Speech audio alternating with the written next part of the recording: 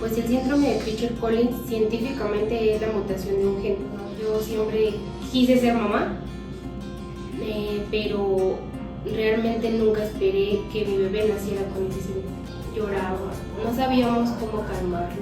Llegamos al Nacional de Pediatría, no nos querían recibir porque no íbamos referidos de un hospital público, sino íbamos referidos de un hospital privado. El tratar con los especialistas, ellos piensan que tú sabes todo. Y si les preguntas muchas veces se enojan. Que no se rindan, que la vida con ese tipo de síndrome es bonita. Es bonita porque a tu vida llegan ángeles que nunca esperas. Que sean más empáticos con los niños que tienen algún síndrome, en especial cuando las malformaciones son más visibles. Porque yo creo que a nadie nos gusta que nos vayan viendo por la calle feo. Hola, ¿qué tal? Esta es La Ruta a la Inclusión, un espacio informativo que pues con base en el periodismo buscamos justamente que tengas información para que sepas a dónde acudir, con quiénes, que te identifiques con otras personas sobre las cosas que tú vives en el día a día, en los temas que tienen que ver con la discapacidad, las enfermedades raras, las neurodivergencias, un mundo que hay ahí. Pero el día de hoy tengo la dicha, la fortuna de estar con Katia Pineda. Y pues, qué mejor que ella pues se presente. Hola Katy, ¿cómo estás? Hola Adrián, muy bien, gracias. ¿Y tú? Pues aquí con la dicha de poder platicar y pues nos convoca un tema muy importante que es el síndrome de Treacher-Collins. Pero primero, para que la gente se vaya enterando, ¿tú qué es lo que nos puedes contar? ¿Qué es el síndrome de Treacher-Collins? Bueno, pues el síndrome de Treacher-Collins científicamente es la mutación de un gen. En un niño, en una persona ya grande, es la ausencia de pómulos. Muchos llegan a tener microtia bilateral o solamente microtia unilateral. Muchos niños llegan a nacer con paladar o labio hendido, paladar hendido y labio leporino. Muchas veces ellos necesitan chupones especiales. Todos sus órganos son normales, por así decirlo. No sé qué palabra decir para que no me escuche tan feo, pero todo su cuerpo es normal a excepción de la cara. También porque puesto que en la cabeza también llegan a tener como bolitas. No es tan plana, sino se llegan a tener como bolitas. Eso es las características del síndrome de Treacher-Collins. Pero esto es algo que tú antes pues definitivamente desconocías, jamás te imaginaste estar en este escenario en el que te encuentras hoy. No, yo siempre quise ser mamá, pero realmente nunca esperé que mi bebé naciera con ese síndrome. Platícame un poco cómo antes era tu vida, cuántos años tenías, a lo mejor un poco de tu esposo. ¿Cómo era la vida de Katia antes de que llegara Mati? Pues Katia era una muchacha trabajadora, trabajaba de lunes a sábado, hacía su vida pues normal como cualquier muchacha de 20 años, iba a fiestas, iba a comer, salía. Conozco al papá de Matías, empezamos a salir y nos dan la noticia de que estamos embarazados, ¿no? Llevamos el embarazo de una manera muy normal, muy natural, a excepción de los 7 meses tuve una ruptura de membranas y por ello tuve una amenaza de aborto. De ahí me mandaron unos maduradores para los pulmones de Matías porque estaban quedando no se estaban desarrollando bien, según esto el doctor en ese momento. De ahí hasta los 9 meses literalmente que ya estaba programada la cesárea. Y todo el mundo pues estábamos esperanzados de que Matías viniera de lo más sano, grandote, gordo, pues un niño literalmente completo, ¿no? Pero se llega la hora de que nace Mati y todo cambia. Todo cambia porque se acerca la anestesióloga y me dice: no vas a soportar, te voy a tener que dormir. Pero yo realmente quería ver a mi hijo, ¿no? Me duermen, cuando despierto ya estoy en un cuarto normal, pero sin mi hijo, ¿no? Entonces pues yo estaba desesperada por querer ver a Matías. Nunca me iban a decir nada, Pasaron 10, 20, 30, una hora, hora y media, hasta que vi a salir de los cuneros, a su papá, al doctor, y los dos venían llorando. Entonces entra una enfermera y me dice, no sabes nada, ¿verdad? Y yo, no. Ay, lo siento mucho. Entonces cuando me dicen eso, pues para mí Matías estaba muerto, porque nadie me iba a decir nada. Entra el papá, entra el doctor y los dos iban llorando. Entonces fue así como de, solo los vi y le dije, ¿está vivo o está muerto? No, pues está vivo. Ay, entonces ya. Tenemos que hablar contigo porque Matías viene con más de una malformación y más de una malformación es en un síndrome, pero ese síndrome no sabemos cómo se llama, no sabemos tratarlo aquí, puesto que yo me alivié en una clínica privada. Te vamos a dar de alta mañana por la mañana para que busques dónde atiendan a Matías. Y todo eso me lo tuve que hacerme la idea de que no podía tener una recuperación normal. No lo deseaba yo tampoco, porque yo deseaba que Matías tuviera una calidad mejor, ¿no? Pero después ya en la noche, papá me dice, tienes que abrazar a Matías porque no sabemos si nos va a durar más de 48 horas, porque no está consumiendo la leche que él necesita.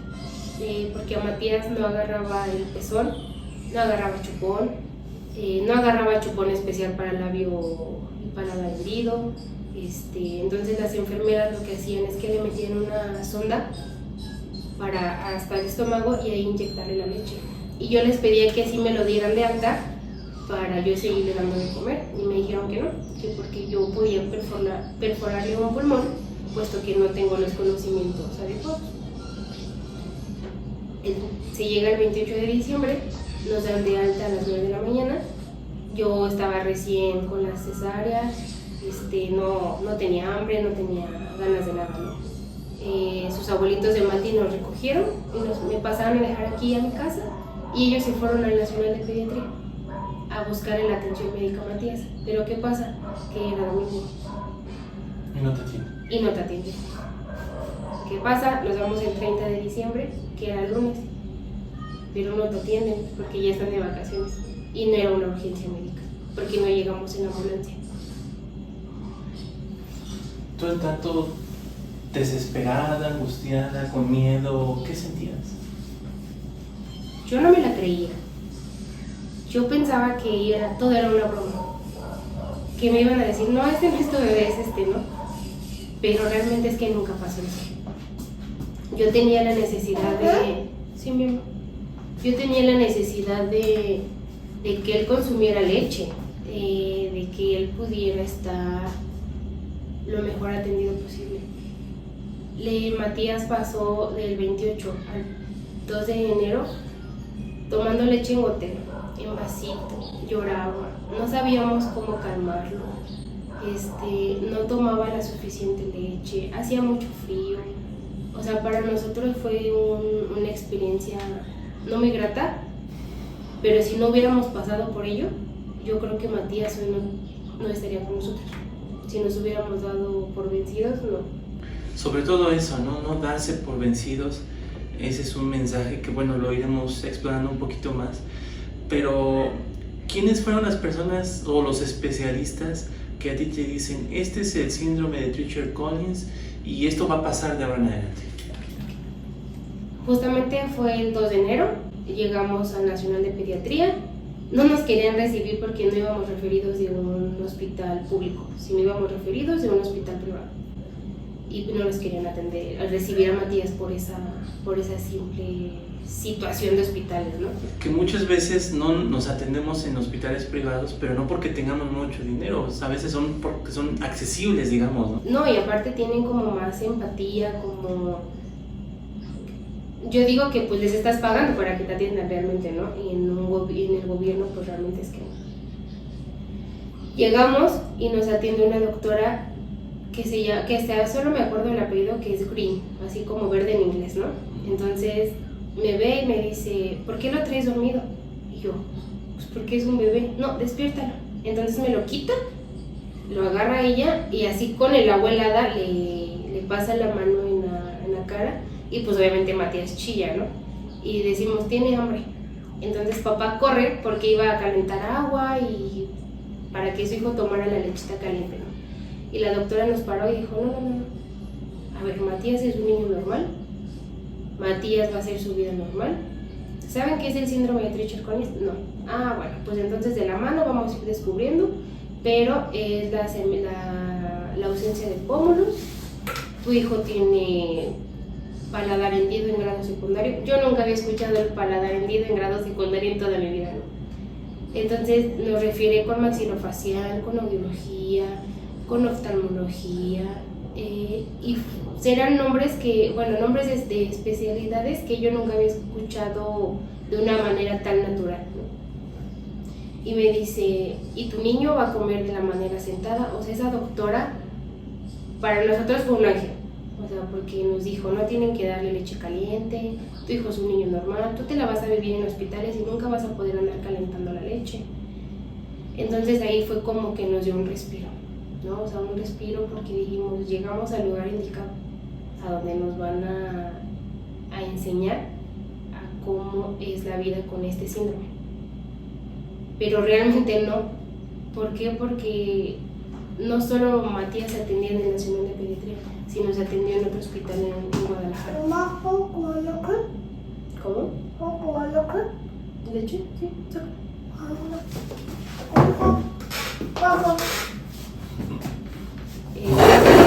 Y sí, nos mandaron con el maxilofacial el mismo 2 de enero, y ahí fue donde yo por primera vez vi que a un bebé de menos de una semana de nacido.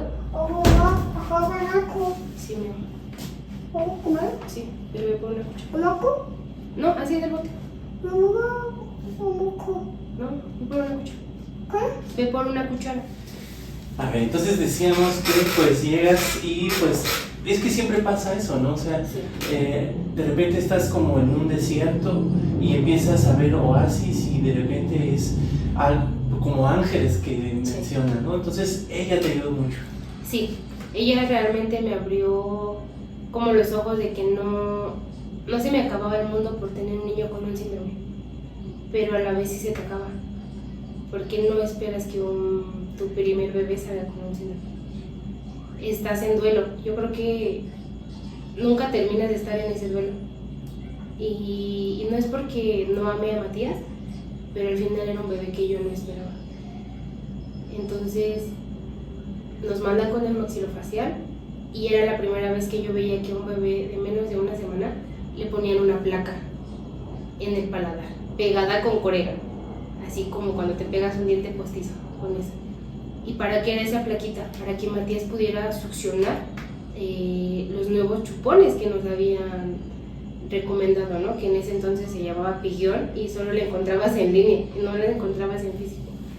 Y fue también un sub y baja de emociones porque decías, ¿y si no me llega la mamila?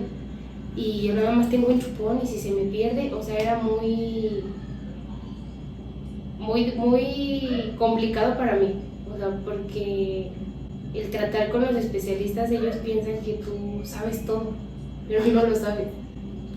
O sea, realmente nunca vas a estar al nivel de conocimiento que el mismo doctor. Como mamá sí entiendes todo, y si no, pues escribes y ya preguntas, pero ellos te explican de una manera como si tú hubieras estudiado con ellos. Y si les preguntas, muchas veces se enojan. ¿Por qué no pone atención, señora? Ya se lo repetí, y ya le dije, y ya esto. Ahí, por ejemplo, tú dirías, oigan, médicos, sean más empáticos con nosotros. Sí, yo se los pediría de todo corazón que fueran más empáticos con todos y con los que vamos a ciegas, de que no sabemos cómo se trata la especialidad, ni de qué es, yo nunca me imaginaba que iban a operar a mi bebé, ¿no? Al bebé que cargué por 9 meses, nunca pensé que lo fueran a operar. Y cuando me empiezan a decir es que ocupa tal y tal y tal cirugía, yo fue así como de, bueno, pero en muchos años, no, señores, antes de que su hijo cumpla los 3 años. Y fue así de, ¿y cómo le vamos a hacer? Porque, como te vuelvo a decir, para ellos es muy natural, pero como uno como mamá, pues yo creo que no es tan natural. Oye, ahí preguntarte, en lo económico, en lo laboral, en lo familiar, ¿qué tanto viene a irrumpir, a causar un shock todo esto? En lo familiar sí causó un shock, pues porque buscaban un culpable, ¿no? De por qué Matías había nacido con ese síndrome. Y si no era papá el culpable, ¿quién era la culpable? Mamá. Pero si mamá no era la culpable, era papá. Entonces, eso fue como los primeros 3 meses, ¿no? Así de buscar un culpable o un porqué. Pero también Matías llegó a unir a familias. ¿Por qué? Porque, ¿y cómo está Matías? No solo a mí, sino también a papá, ¿no? Le decían a papá, ¿y cómo está Matías? ¿Qué ocupa Matías? ¿Qué quiere Matías? Y su familia se unió un poquito más. Yo siento que gracias a Matías. Y mi familia también se unió un poquito más gracias a Matías. Porque es un niño con un ángel muy, muy enorme. En lo económico sí nos ha afectado, puesto que papá tiene un trabajo y en ese trabajo le dan IMSS y el IMSS te da prestaciones, que es el seguro. Pero si tú vas al Nacional de Pediatría y dices que tienes seguro, te dan la tarifa no más alta, pero en el nivel número 6, que la consulta la estás pagando en 2,100 pesos por consulta.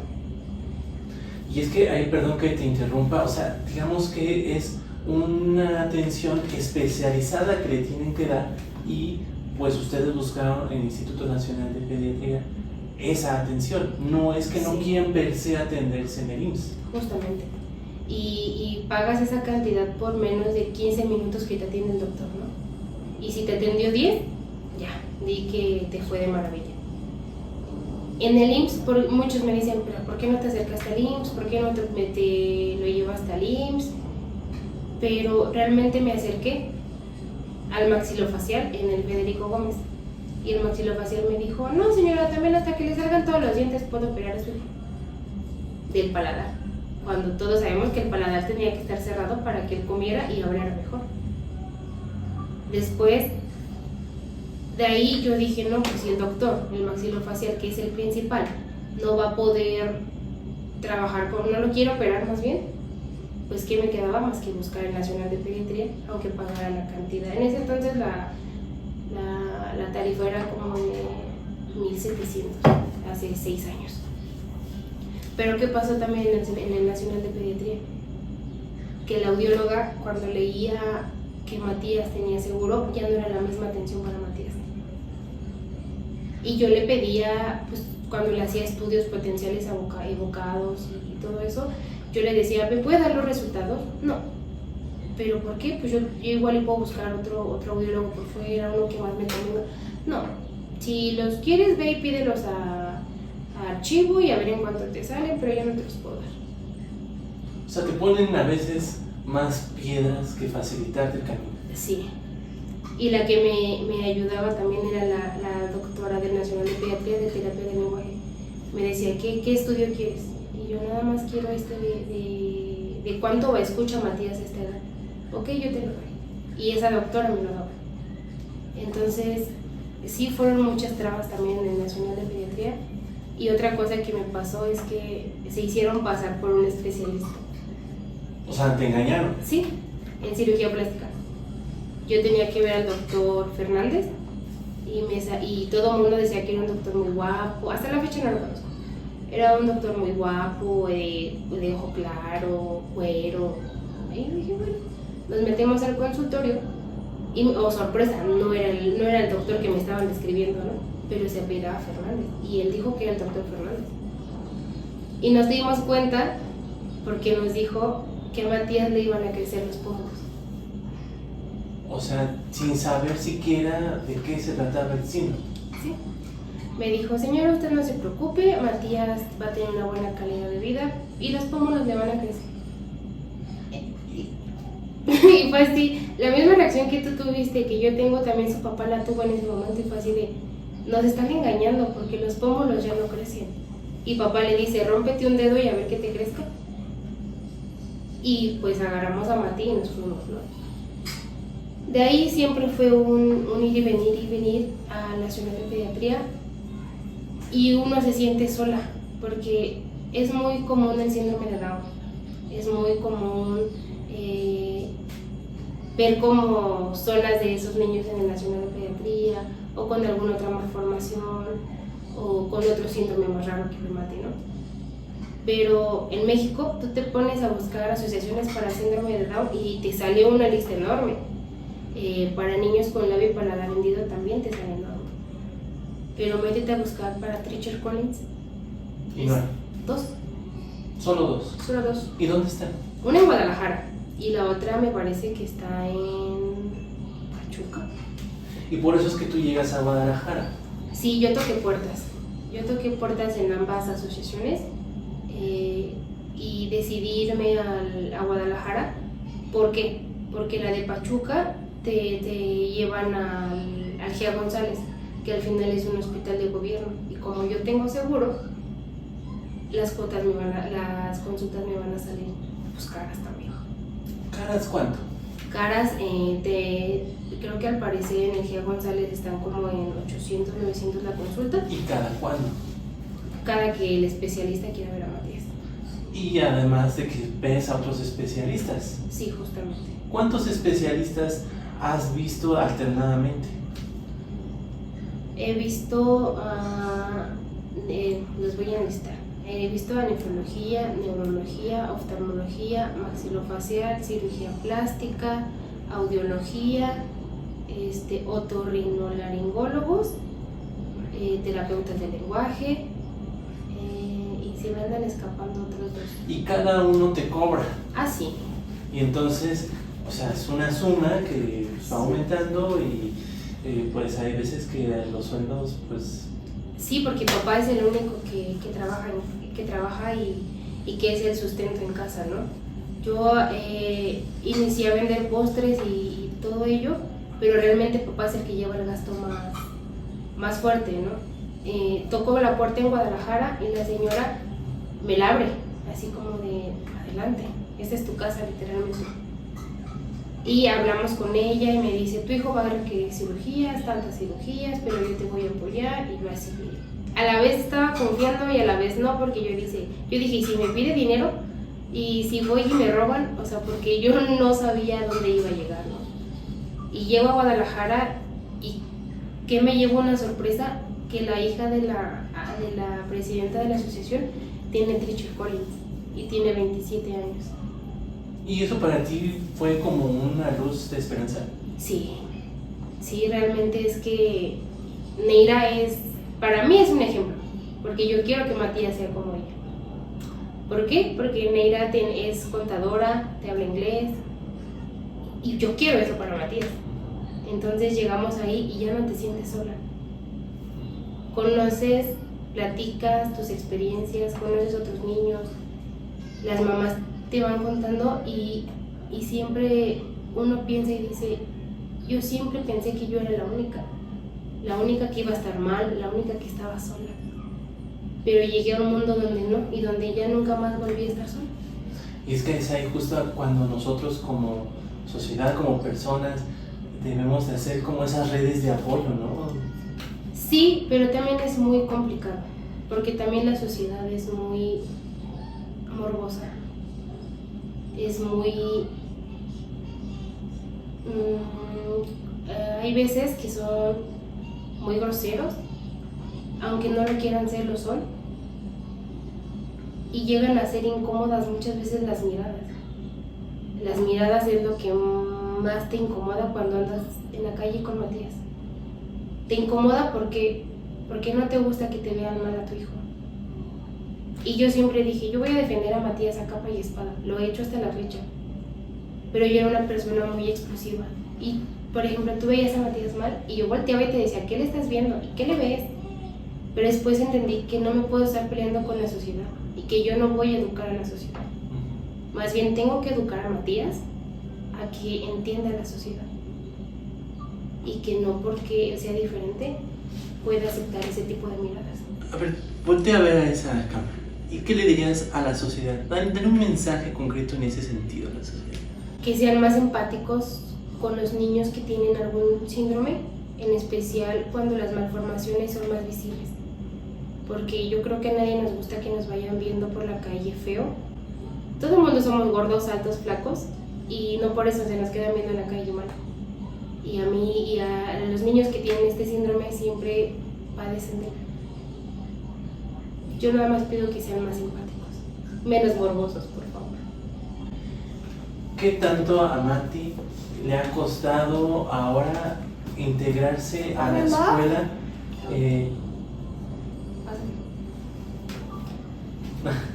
Mamá, mamá, Traemos yogur. mamá.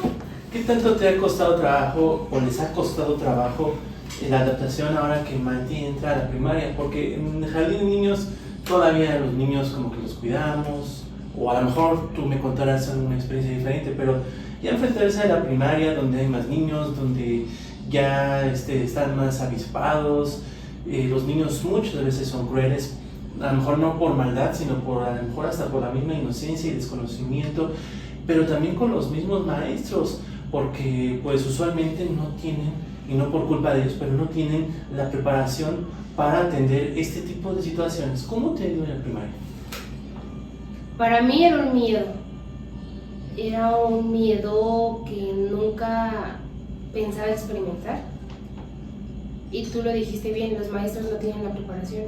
Y no solo abarcamos la primaria, sino también desde el CENDI. Desde el CENDI se veía un desfase en Matías, pero no por él, sino por la maestra, ¿no? Tuvo una maestra muy buena en segundo y con ella avanzó demasiado. Pero sorpresa, en tercero tocó otra maestra que a Matías no le ponía la atención que a otros niños. Y estamos hablando que eran 6 niños en tercero, no eran más niños.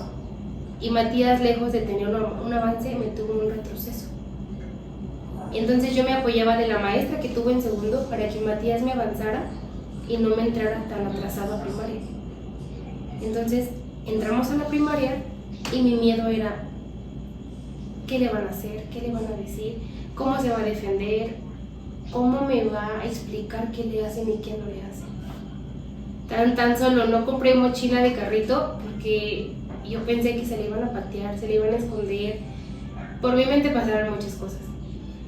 Llegamos a la escuela y obviamente primero tuve que platicar con la directora, con la que iba a ser su maestra, para ponerles en contexto de cómo era Matías, de cómo es el síndrome, de cuántas veces va a faltar a la escuela, o sea, todo eso. Y ellas me aseguraron que iban a hacer una dinámica para la integración de Matías, no solo en su salón, sino en toda su escuela, porque no es el único niño diferente que va a la escuela. Y yo dije, nada, todo el mundo me dice lo mismo, porque ya no crees tan fácil. Y eso, ¿cuál fue mi sorpresa? Que sí, integraron a toda la escuela.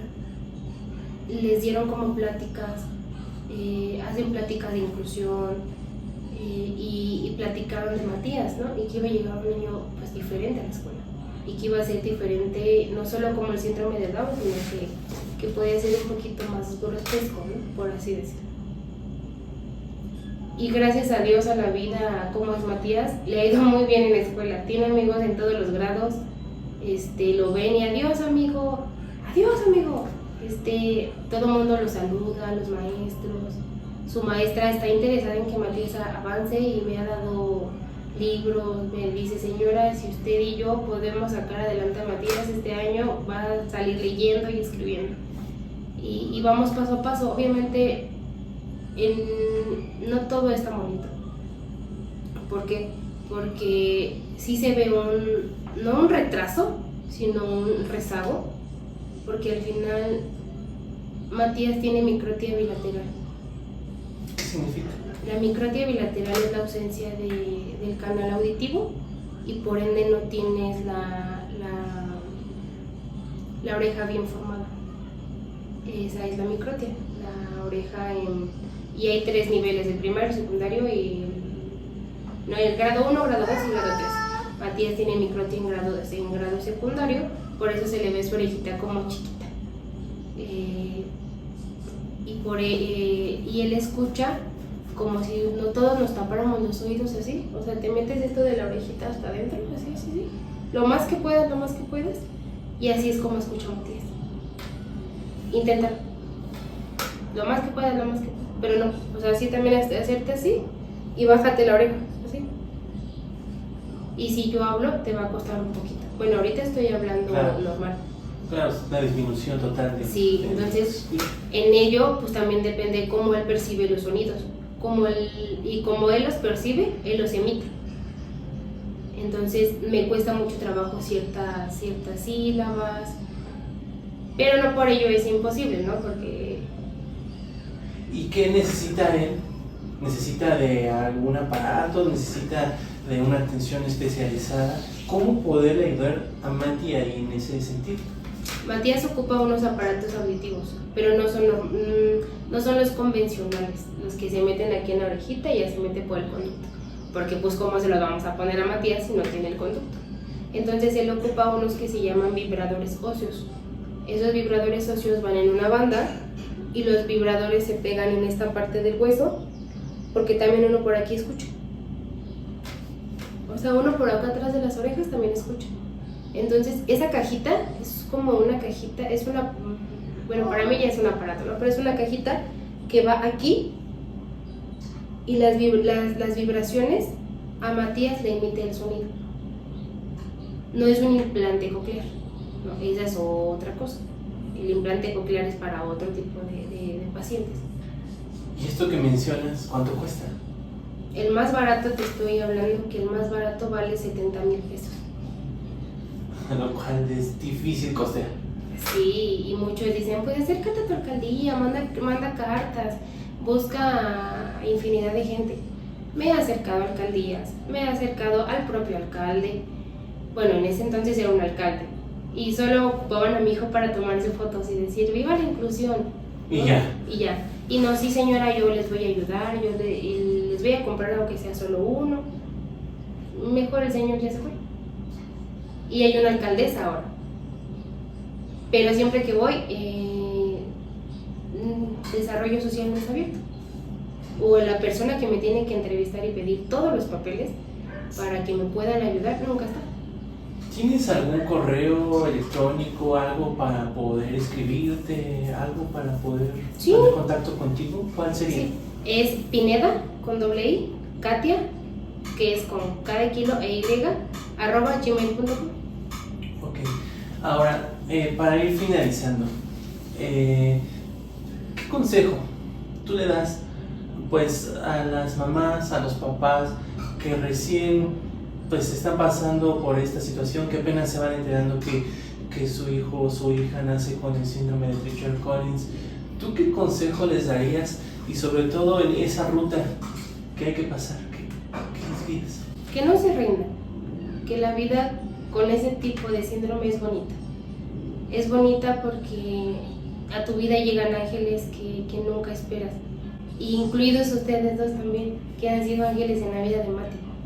Y gracias al síndrome uno va entendiendo que no todos somos iguales, que podemos tener la calidad de vida que uno quiera, que uno busque, pero que el tener el síndrome no te va a impedir nada.